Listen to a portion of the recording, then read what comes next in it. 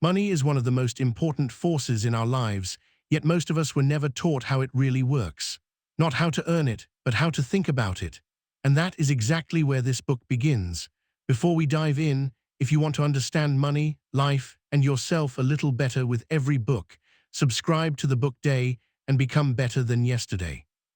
This book is written by Morgan Housel, a former columnist at the Wall Street Journal and one of the most respected financial writers of our time. What makes him different is simple. He doesn't talk about formulas, charts, or complex investing strategies.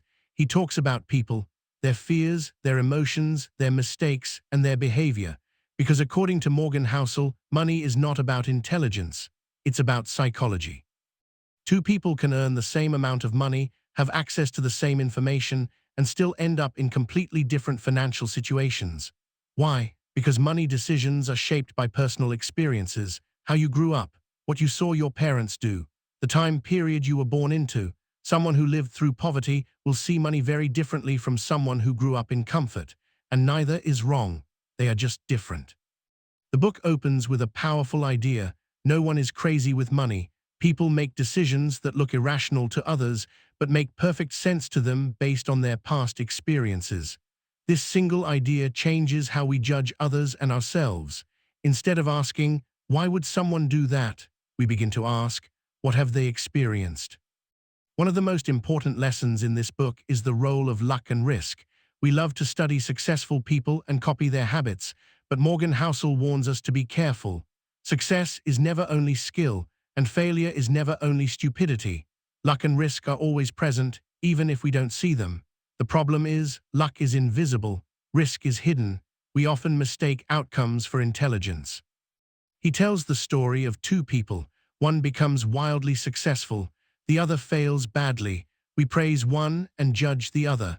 But behind the scenes, randomness played a bigger role than we want to admit.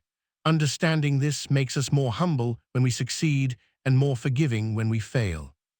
Then comes a lesson that feels uncomfortable but is deeply freeing. Doing well with money is not the same as staying wealthy. Many people know how to make money, very few know how to keep it. Getting wealthy often requires taking risks. Staying wealthy requires the opposite. It requires patience, humility, and the ability to say enough. This is where the book starts to challenge modern culture. We live in a world that constantly pushes for more income, more status, more comparison. But Morgan Housel introduces a dangerous idea. The hardest financial skill is getting the goalpost to stop moving. When enough is never enough, no amount of money will ever feel safe. At its core, The Psychology of Money is not a book about becoming rich. It's a book about making better decisions, building a calm relationship with money, and using wealth as a tool to support your life, not control it. One of the most powerful ideas in this book is simple, yet rarely discussed. The highest form of wealth is the ability to control your time. Morgan Housel argues that true financial success is not about flashy cars or luxury homes. It is about freedom. Freedom to wake up when you want. Freedom to choose what you work on. Freedom to say no. And freedom, more than anything else, comes from having your time under your control. Many people chase money thinking it will bring happiness, but what they are really chasing is autonomy. The problem is, if money is earned in a way that steals your time, your peace, or your health, it defeats its own purpose. Wealth that demands your life in return is not wealth at all. It's a trade most people don't realize they're making until it's too late. Another core lesson in the book is the power of compounding. Compounding is often called the eighth wonder of the world, but Morgan Housel explains it in a human way. Compounding does not require genius. It requires patience. Most great fortunes are not built by extraordinary intelligence, but by ordinary people who stay consistent for a long time. The problem is, we underestimate how long a long time really is. We admire the outcome, but ignore the decades of quiet progress behind it. We look at someone's success and assume they found a shortcut. In reality, they stayed in the game long enough for time to do the heavy lifting. This leads to another uncomfortable truth. The biggest enemy of compounding is not bad decisions, it's impatience. People interrupt their own progress because they expect fast results. They change strategies, chase trends, and abandon plans that were working simply because growth looked slow. Time rewards consistency, not excitement. Morgan Housel also introduces the idea of survivorship bias. We only hear the stories of winners. We read books about billionaires who took huge risks and succeeded, but for every one of them, there are thousands who took the same risks and failed. Their stories are silent. When we copy extreme success stories without understanding the role of luck and survival, we set unrealistic expectations for ourselves. Another key lesson is about volatility. Most people say they want high returns, but few are emotionally prepared for the ups and downs that come with them. Volatility is the price you pay for growth. It's not a flaw, it's the cost of admission. The problem is, when markets fall or life gets uncertain, emotions take control. Fear convinces people to abandon long-term plans at the worst possible moment. This is why Morgan Housel emphasizes behavior over knowledge. You don't need to be a financial expert. You need to be emotionally stable enough to stick to a reasonable plan when things get uncomfortable. In finance, the gap between what you know and what you do is often where failure happens. The book keeps coming back to one idea: good decisions, repeated consistently, matter more than perfect decisions made once. You don't need to maximize every opportunity. You need to avoid big mistakes that knock you out of the game. As the book moves toward its deeper lessons, Morgan Housel introduces an idea that feels simple but is incredibly hard to practice: knowing when you have enough. In a world driven by comparison, enough is a dangerous word.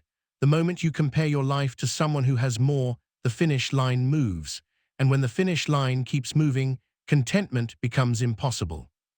Housel explains that the pursuit of more can quietly destroy what money is supposed to give you: security, freedom, and peace. Taking risks you don't need, just to impress people you don't know, is one of the fastest ways to lose everything. The ability to say, "this is enough," is not a lack of ambition, it is wisdom. Another powerful concept in the book is the idea of a margin of safety. Smart people don't plan for perfect outcomes.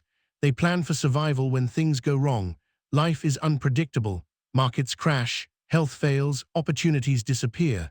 A margin of safety means keeping room for error, savings, time, energy, flexibility.